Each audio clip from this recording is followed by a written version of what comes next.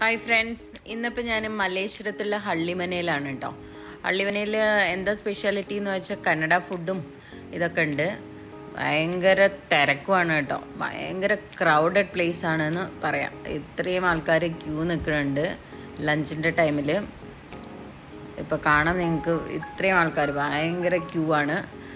അപ്പോൾ ഉള്ളിൽ കയറിയിട്ട് ഞങ്ങൾ റെസിപ്റ്റ് എടുത്തു.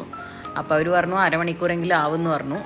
അപ്പോൾ അതിന് വേണ്ടിയിട്ട് വെയിറ്റ് ചെയ്യാണ്. അപ്പോൾ ഇന്ന് മാംഗോ മേള എന്ന് പറഞ്ഞിട്ട് ഈ സമ്മറിൽ മാത്രം ഉണ്ടാവുന്നതാണ് മാംഗോ മേള. അപ്പോൾ മാംഗോ കൊണ്ടുള്ള ഐറ്റംസാണ്, എല്ലാ ഐറ്റംസും മാംഗോ വെച്ചിട്ടുള്ളതാണ്. ചോറ് മുതൽ സാമ്പാർ, രസം, അല്ലെങ്കിൽ ഒബ്ബട്ടു, കടുബു, അങ്ങനെ പറഞ്ഞിട്ടുള്ള എല്ലാ ഐറ്റംസും, കന്നഡക്കാരുടെ എല്ലാവിധ ഐറ്റംസും ഉണ്ട്. ഒരു സദ്യ മാതിരി തന്നെയാണ്. നമ്മുടെ ഇത് സദ്യയുടെ മാതിരിയാണ് വിളമ്പുക. 350 റുപ്പീസാണ് ഒരു ഫുഡിന്. എനിക്ക് എല്ലാം കാണിക്കാൻ പറ്റിയില്ല, കാരണം എന്താ വെച്ചാൽ ഓരോരോ ഐറ്റംസ് വന്നിട്ട് പിന്നെ അത് കഴിച്ച് കഴിയുമ്പോഴാണ് അടുത്ത ഐറ്റംസ് കൊണ്ടുവരിക.